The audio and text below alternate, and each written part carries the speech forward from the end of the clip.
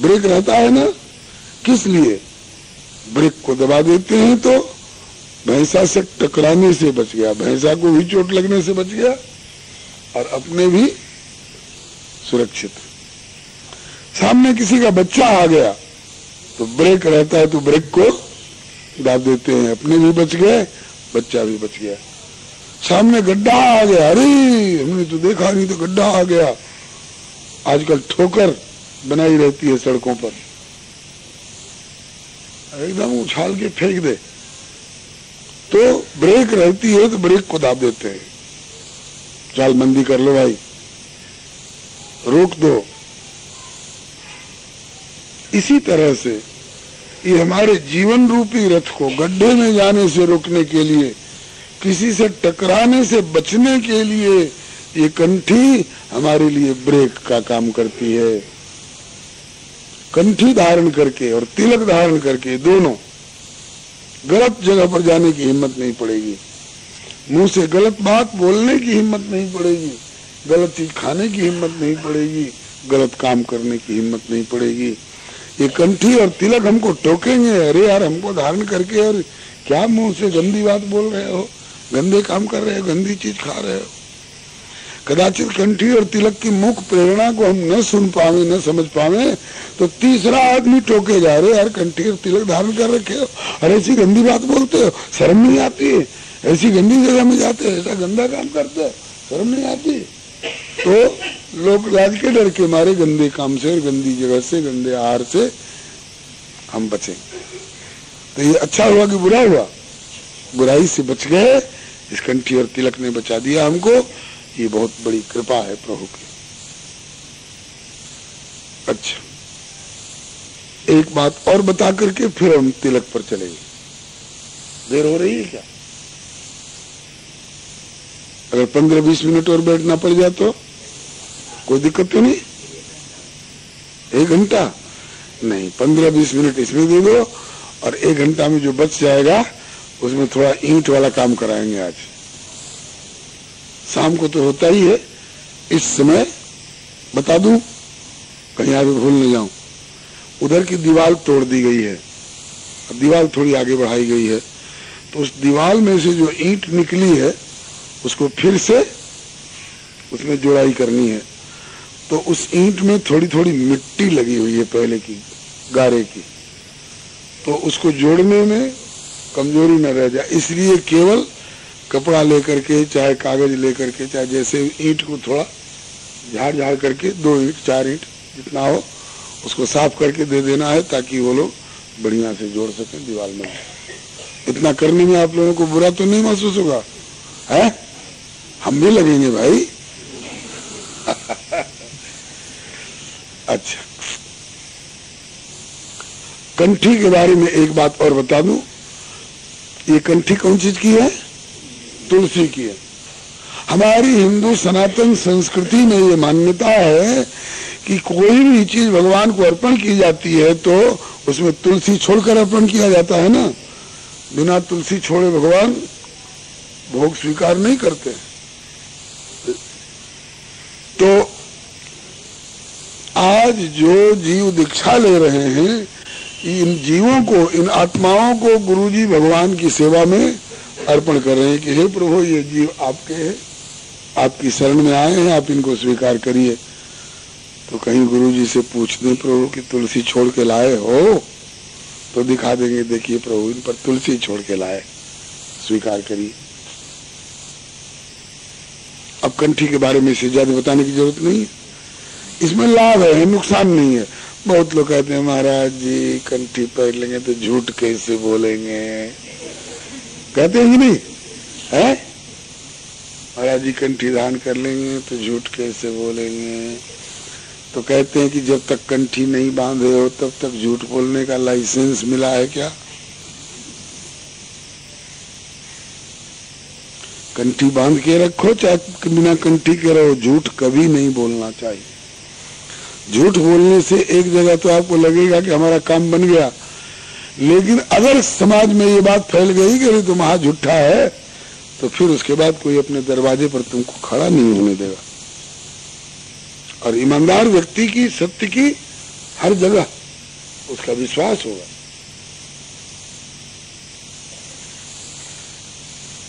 बहुत लोग कहते हैं महाराज जी कंठी धारण कर लेंगे तो हम दुकान के पकौड़े और चाट कैसे खाएंगे? तो कहते हैं कि दुकान के चाट पकौड़े खाना जरूरी है? घर में बनाओ, भोग लगाओ पवित्र वस्तु और फिर प्रसाद के रूप में ग्रहण करो।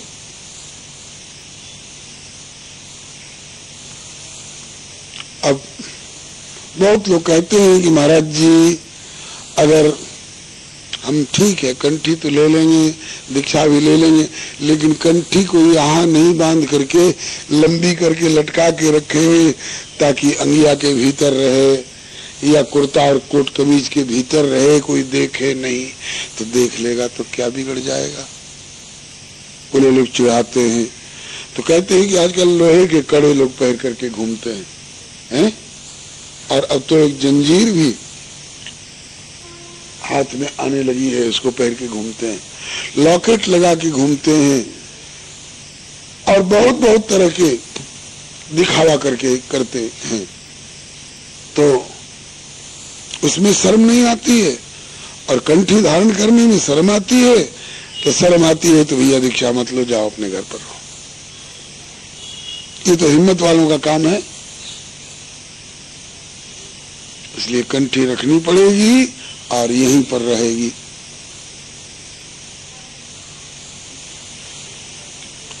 अब तिलक पर आइए। तिलक के बिना किसी की शादी हुई है? हैं? तिलक के बिना किसी को राजगद्दी मिली है? तिलक के बिना किसी ने सत्यनारायण भगवान का पूजन किया है? तिलक के बिना माताएं यात्रा करने देती हैं? रोली टीका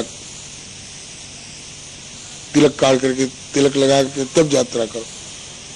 हमारी हिंदू सनातन संस्कृति में बिना तिलक का कोई भी काम पक्का नहीं माना जाता है, इसलिए तिलक जरूरी है। आजकल शादी वाला तिलक जो है उसका लोग अर्थ लगा लिए हैं, पैसा क्या दोगे? पैसा माने तिलक नहीं होता है, तिलक माने पैसा नहीं होता, तिलक माने यही होता है, टीका तिलक। आप लोगों ने सुना होगा, राष्ट्रीय गीत एक गाते हैं भाई लोग, आओ बच्चों तुम्हें दिखाएं झांकी हिंदुस्तान की, इस मिट्टी का तिलक करो ये धरती है बलिदान की, वंदे मातरम। ये राष्ट्रभक्ति का गीत है। राष्ट्रभक्ति की दृष्टि से जहां चंद्रशेखर आजाद और सरदार भगत सिंह शहीद हुए हैं, वहां की धरती हमारे लिए वंदनीय है। देश को स्वतंत्र कराने में इन महापुरुषों ने अपने आप को बलिदान कर दिया। तो जैसे राष्ट्रभक्ति की दृष्टि से वो जमीन तिलक लगाने लायक हमारे लिए है, इसी तरह से ईश्वर भक्ति की दृष्टि से जहाँ हमारे ईश्वर परमेश्वर परमात्मा भगवान श्री राम भगवान श्री कृष्ण प्रकट हुए हैं, वो चाहे अयोध्या हो, चाहे चित्रकूट हो, चाहे जनकपुर हो उनकी लीला भूमि, चाहे मथुरा हो, गोकुल हो, वृंदावन हो, नंदगांव हो, बरसाना हो, चाहे द्वारका हो, ये हम लोगों के लिए वंदनीय जगह है। वहां की रज को हमें माथे पर धारण करना चाहिए।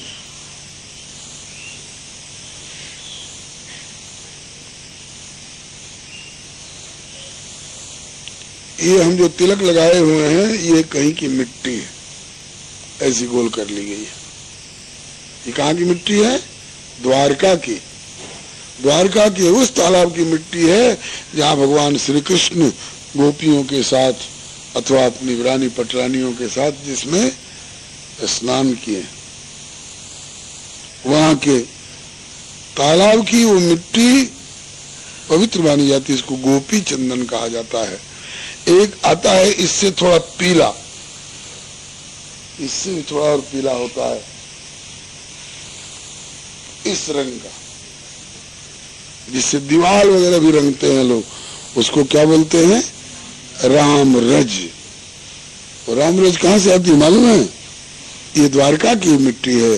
और राम रज जो इससे ज्यादा पीली है वो चित्रकूट से आती है। और एक आता है एकदम श्वेत, उजला उजला आचार्य वैष्णव लोग तिलक लगाते हैं। वो श्रीरंगम के पास मैलकोटा एक जगह है, वहां से आता है। ये पवित्र स्थानों की रज है, इससे हम लोग तिलक लगाते हैं। ये तिलक हम लोग लकड़ी वाला सुगंधित श्रीखंड मलयाग्री चंदन नहीं है, ये हम लोग कहीं की मिट्टी लेकर के तिलक लगाते हैं।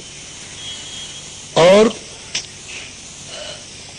श्री हरे नमः कहीं की न मिले, न द्वारका की का गोपी चंदन मिला, न चित्रकूट का रामरज मिला, न श्रीरंगम मैलकोटा का वो पासा मिला उजला वाला, तो कहते हैं कि अयोध्या की मिट्टी, वृंदावन की मिट्टी, राधा कुंड की मिट्टी।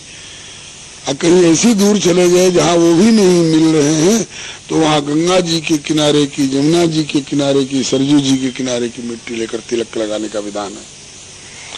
और किसी ऐसी जगह में चले गए जहाँ गंगा जमुना सरजू भी नहीं, तो वहां पर तुलसी जी के जड़ में से थोड़ी सी मिट्टी लेकर के तिलक लगा सकते हैं।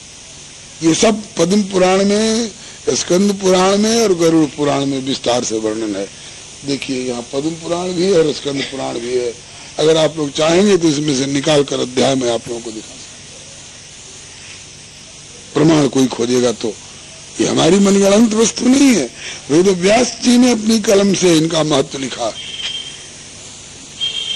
अच्छा, अब ये किनारे वाली जो रेखा है ये तो मिट्टी से है, रज से, और बीच वाली रेखा जो है लाल वाली, ये हल्दी का चूर्ण है।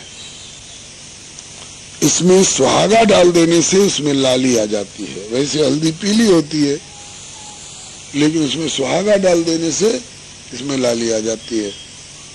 नींबू का रस निचोड़ देने से उसमें चिकनाई आ जाती है, सुंदरता आ जाती है। अब ये तिलक की ऐसी आकृति क्यों होगी? इस संदर्भ में जहां वर्णन है वहां कहा गया है कि ओम हरे पादाकृतिम आत्मनोहिताय मध्य छिद्र मृद पुंड्रम यो धारयति स परस्य प्रियो भवति स पुण्यवान भवति स मुक्ति भाग भवति। भगवान के चरणारविंद की आकृति का जो ये तिलक धारण करते हैं, इसको ऊर्ध्व पुंड्र कहते हैं। नीचे वाला भाग जो है कमल पुष्प का आसन माना गया है, और ऊपर वाली जो बगल की दो रेखाएं हैं, नीचे पतली ऊपर चौड़ी, नीचे एड़ी ऊपर पंजा, ये भगवान के चरण चिन्ह का आकार है। मतलब यह है कि कमल पुष्प के आसन पर भगवान के चरणारविंद विराजमान है, और बीच की रेखा श्री जी कहलाती है। मैंने लक्ष्मी जी कहिए, सीता जी कहिए, राधा जी कहिए। कमल पुष्प के आसन पर विराजमान प्रभु के चरणारविंद की सेवा श्री जी कर रही हैं, ये एक भाव है। और दूसरा भाव है, एक ये नीचे विश्वास का धरातल है, बिनु विश्वास भगति नहीं, ते बिनु द्रवहि न राम, राम कृपा बिनु सपने जीवन लह विश्राम। नीचे विश्वास का धरातल है, और उस पर एक तरफ में ब्रह्म श्री राम, दूसरी तरफ में जीव जीवाचार्य लक्ष्मण, और बीच में श्री किशोरी जी जानकी जी, ये राम लक्ष्मण जानकी विराजमान है। हम जिनको तिलक देखते हैं तो उनको प्रणाम करते हैं, इनके ललाट पर प्रभु के चरणारविंद की छाप लगी है। आप लोगों ने काली नाग की कथा सुनी है? काली दह में काली नाग को भगवान कृष्ण ने रौंद डाला, क्योंकि वहां के जल को बिगाड़े हुए था, जहरीला बनाए हुए था।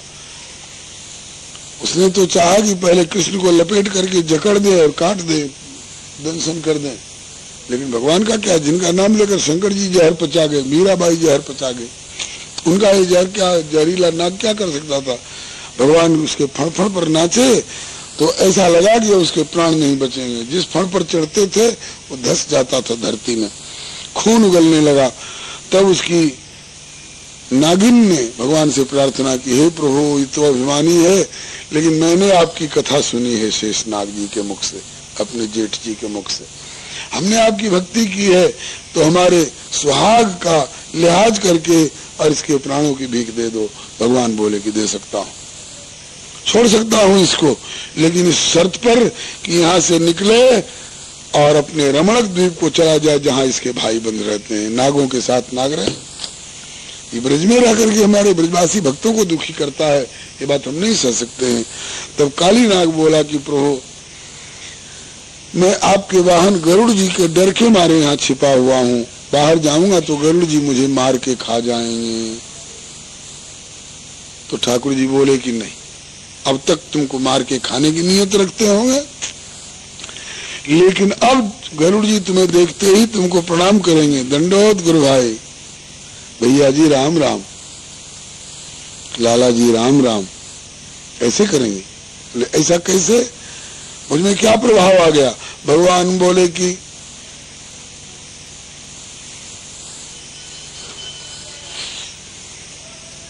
हरे नमो द्वीपम रमणकम हित्वा हृदयमेतमुपासितः यद्भयात् स सुपर्णस्त्वाम नाद्यान मत्पादलांछितम। अर्थात गरुड़ बैर तो सो तजो, अब निर्भय जाओ देश, क्योंकि मेरे चरण चिन्ह तेरे सर बने तो मिट गए सकल कलेश। मैंने तेरे मस्तक पर नृत्य किए हैं तो मेरे चरण की छाप तेरे माथे पर आ गई है, इसलिए गरुड़ जी देखते ही समझ जाएंगे कि प्रभु का अपनाया हुआ प्राणी है, अब तुमसे बैर नहीं करेंगे, जाओ। अब अंतर यही है कि काली नाग के मस्तक पर स्वयं प्रभु ने चरण रख करके छाप दी है और हमारे मस्तक पर गुरु जी के माध्यम से चरण की छाप दिलवाई है। हम भगवान के अपनाए हुए प्राणी। तो तिलक की एक बात ये समझ में आ गई ना। ठाकुर जी कहते हैं कि मैं जिसको तिलक और कंठी धारण किए देखता हूँ बड़ी प्रसन्नता होती है। ये तुलसी की माला भगवान भी स्वयं अपने गले में धारण करते हैं, मालूम है कि नहीं? रामायण के रामचरितमानस की पंक्ति बता दूं, मानस में लिखा, याद है? कुंजर मणिकंठा कलित, उसके आगे क्या है? कुंजर मणिकंठा कलित और उड़न तुलसी का माल, वृषभ कंध के हरिठवनि बल निधि बाहु विशाल। उड़न तुलसी का माल, दी तुलसी को गही रहो जो चाहत विश्राम, बाहर भीतर सहज ही होत परम विराम। दो तुलसी कौन? बोले कि तुलसी माल धारण किए बाहर है होत सुभेख, और तुलसी कृत रामचरितमानस, तुलसी कृत के गहत ये अचल भक्त की रेख। तुलसी और तुलसी दुहन को है हरि ये निवास, बाहर उर तुलसी लसें और भीतर तुलसीदास। तुलसी दल सम मन करो,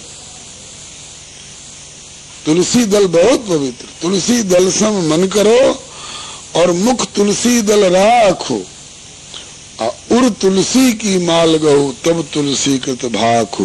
श्यावर रामचंद्र की।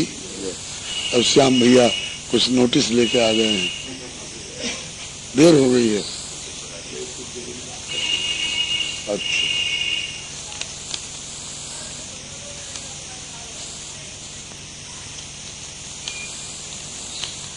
समय तो प्राय हो ही गया है।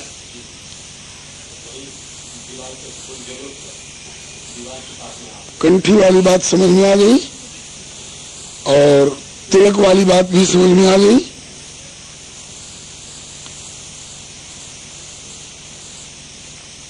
अब तीसरी चीज क्या है? छाप। छाप में धनुष बाण की छाप अथवा शंख चक्र की छाप, गदा और खड़ग की छाप, 5 आयुधों का वर्णन है पद्म पुराण में, स्कंद पुराण में। इनमें से जिस परंपरा में जो भी छाप चलती हो वो छाप लगेगी। आपने इतने बड़े कागज ढेर घूरे पर फेंके हुए देखे होंगे ना, और 2 रुपया का नोट, 1 रुपया का नोट, 100 रुपया का नोट, 500 रुपया का नोट और 1000 रुपया का नोट, वो भी तो कागज ही तो है ना। लेकिन इस कागज को भी कहीं घूरे पर फेंका हुआ देखा होगा आपने? नहीं। अब कहीं नीचे गिरा भी हो तो लोग उठा लेंगे और झाड़ करके आदर पूर्वक धर लेंगे। कारण क्या है? इतने छोटे से टुकड़े का इतना महत्व और इतने बड़े बड़े टुकड़े घूरे पर फेंके हैं, कोई महत्व नहीं। कारण क्या है? कारण यह है कि नोट वाले कागज के टुकड़े पर सरकारी मुहर लगी है, छाप लगी है अशोक राज स्तंभ की, और इस पर गवर्नर ने दस्तखत किया है, I promise to pay the sum of ₹100 to the bearer on demand on any counter of issue.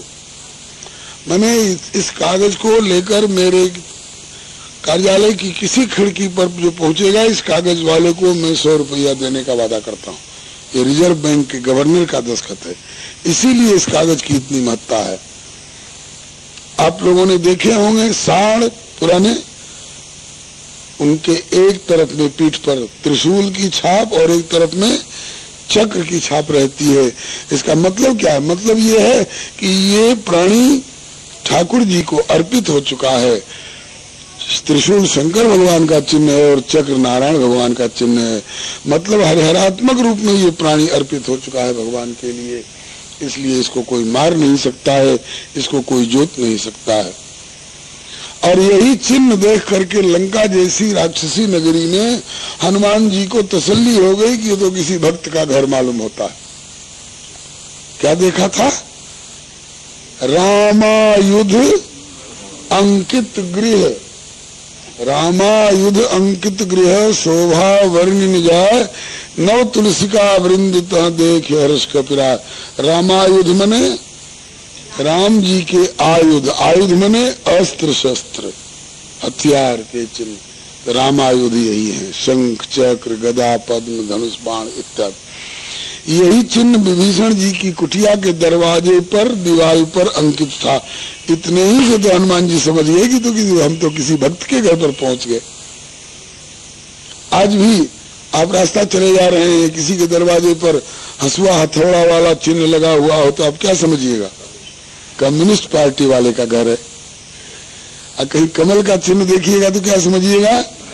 हाँ, ये भाजपा वाले का घर है। इसी तरह से ये रामायुध चिन्ह ये धारण किया जाता है। 3 चीज हो गया ना। चौथी चीज क्या है? मंत्र। मंत्र शब्द में 2 शब्द हैं, मन और त्र। इसका अर्थ है मननात् त्रायते यस्मात् तस्मान् मंत्र प्रकृतिता। मनन किया जाए तब वो त्राण दिलाता है। मनन मने मन से विचार, तो वो त्राण दिलाता है। त्राण मने छुटकारा। कौन चीज से? काम क्रोध मोह लोभ अहंकार से त्राण दिलाएगा, नरक से त्राण दिलाएगा। त्राण मने छुटकारा। जन्म मरण से त्राण दिलाएगा और भगवान के चरणारविंद में पहुंचाएगा। इसलिए मंत्र। मंत्र में कई शब्द होते हैं, एक एक शब्द में कई कई अक्षर होते हैं, एक एक अक्षर में कई कई मात्राएं होती हैं। हर पूरे मंत्र का अर्थ होता है, फिर एक एक शब्द का अर्थ होता है, और फिर एक एक अक्षर अक्षर में अर्थ भरा हुआ होता है, और एक एक अक्षर की एक एक मात्रा मात्रा में अर्थ भरा हुआ होता है। उसी एक ही मंत्र में भक्ति ज्ञान वैराग्य भी भरे हुए हैं, उसी में सूर्य चंद्र और अग्नि भी भरे हुए हैं, उसी में राम लक्ष्मण जानकी भी भरे हुए हैं, और इनका दर्शन होगा, अनुभव होगा। दियासलाई की हर तिल्ली में क्या भरा हुआ होता है? आग भरी हुई होती है। खांचा लगाने से दियासलाई की तिल्ली में आग प्रकट होती है। मेहंदी की हर पत्ती में लाली भरी हुई होती है, रगड़ लगाने से प्रकट होती है। उसी तरह से मंत्र में, गुरु जी के द्वारा दिए हुए नाम में अर्थ भरा हुआ होता है। राम नाम हरदी गिरह, रगड़े तब सरसाए, अधर्मदास रगड़े बिना ज्यों की त्यों रह जाए। हल्दी की गांठ को ज्यों की त्यों हम हल्दी डाल देंगे दाल में तो पीली हो जाएगी, स्वादिष्ट हो जाएगी, वो तो ऐसे ही तैरती रह जाएगी। लेकिन उसको जरा कुचल करके और सिलबट्टी पर पीस करके और घोल बना करके डालो, है क्या रंग, पीला पीला सुंदर और सुगंधी और स्वाद सब बढ़ जाता। ऐसे ही जिह्वा की लोढ़ी करो, जिह्वा की लोढ़ी करो, सिलवट हृदय बनाए, राम नाम नित रगड़िए, गुरु मंत्र नित रगड़िए, तब लाली दरसाए। मंत्र, अब मंत्र को जपने का तरीका उंगलियों का ये कल बताऊंगा। अभी पंच संस्कार में से क्या क्या बताया? कंठी बताई, तिलक बताया, छाप बताया, मंत्र बताया, और नाम तो पहले बता चुका हूं कि इस व्यक्ति का नाम रखा जाता है भगवत संबंधी। आज से पप्पू नहीं, आज से तुम पुरुषोत्तम दास। आज से तुम्हारा आज तक तुम्हारा नाम क्या था? बोले घसीटा। नाम होता है कि नहीं घसीटा? है घीसामल, घूरेमल। तो कहते हैं कि आज से आपका नाम घसीटा नहीं रहेगा, आज से आपका नाम हो जाएगा घनश्याम दास। है इस तरह से ये पंच संस्कार की भी बात आज बताई। और कल जिनको जिनको अब तक की बातों को लगता है कि हाँ हम निभा लेंगे, दीक्षा के बाद सिनेमा नहीं देखना होगा, दूरदर्शन से अपने को बचा के रखना होगा, उस पर गंदे गंदे दृश्य आते हैं, खान पान शुद्ध रखना होगा, कंठी बराबर रखनी होगी, तिलक नित्य लगाना पड़ेगा, गाली गलौज से एकदम बचना होगा। ऐसी कोई बात जीवन में नहीं हो जिससे किसी को कंठी तिलक पर उंगली उठा करके शिकायत करने का मौका मिले। जब ऐसा हो, घर वालों से राय लेकर के और आ जाना, और कल भी कुछ बात बता करके और फिर दीक्षा दे दी जाएगी। श्री राम जय राम जय जय राम, श्री राम जय राम जय जय राम, श्री राम जय राम जय जय राम, श्री राम जय राम जय जय राम, श्री राम जय राम जय जय राम, श्री राम कृष्ण भगवान की जय, श्री अयोध्यानाथ की जय, वृंदावन बिहारी लाल की जय, श्री वैकुंठनाथ की जय, श्री प्रहलाद पति की जय, श्री गौरी शंकर भगवान की जय, श्री गुरुदेव भगवान की जय, श्री आचार्य चरण की जय, श्री सनातन धर्म की जय, श्री गौ माता की जय, श्री भारत माता की जय, श्री सर्व संत वैष्णव भगवान की जय। जय जय श्री सीताराम, जय जय श्री राधे। अच्छा, अब जिनको जिनको घर जाने की जल्दी हो उनको छुट्टी है, और जिनके पास फुर्सत हो 2, 4, 10 मूर्ति, वो जरा ईंट वाली सेवा, थोड़ी ईंट को साफ करके और उनके हवाले कर देंगे। और कुछ ईंट जो वहां ला करके रखी गई है भीतर में, तो 2-2, 4-4 ईंट इधर जहाँ जोड़ाई का काम हो रहा है फुलवारी में ला करके रख देंगे। श्री श्री हरे नमः। श्री राम जय राम जय जय राम, श्री राम जय राम जय जय राम, श्री राम जय राम जय जय राम,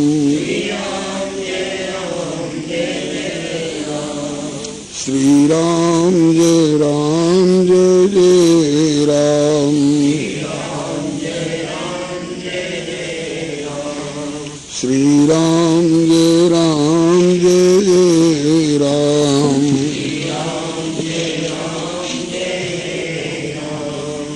श्री राम जय राम जय जय राम,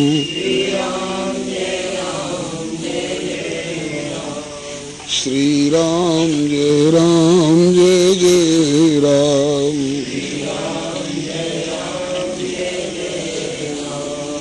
श्री राम कृष्ण भगवान की जय, श्री अयोध्यानाथ की जय, श्री वृंदावन बिहारी लाल की जय, श्री वैकुंठनाथ की जय, श्री प्रहलाद पति की जय, श्री गौरी शंकर भगवान की जय, श्री हनुमंत लाल की जय, श्री सर्वसंत वैष्णव भगवान की जय जय।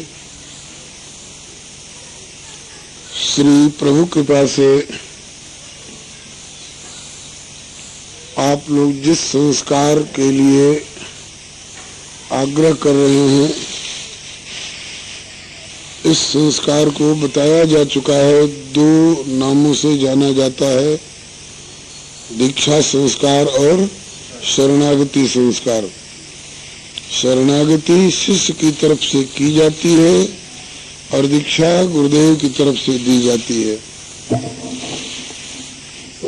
तो दोनों का भाव प्रायः अभी 2-4 दिनों में बताया जा चुका है। अब तक जो बताया गया है, इसमें अगर कोई बात समझने में कठिनाई हुई हो तो आप लोग बताइए, उसको फिर से और स्पष्ट किया जाएगा। मेरे ख्याल में तो सबको समझ में बात आ गई होगी। भक्ति के 3 कोर्स प्रधान रूप में बताए गए हैं। पहला है अर्थ पंचक तत्वज्ञा। भक्त को अर्थ पंचक को अच्छी तरह जानने वाला होना चाहिए। अर्थ पंचक बताया जा चुका है। पहला है आत्मा का स्वरूप, दूसरा है परमात्मा का स्वरूप, इन दोनों का संबंध और कर्तव्य। अर्थपंचक में तीसरा है भगवान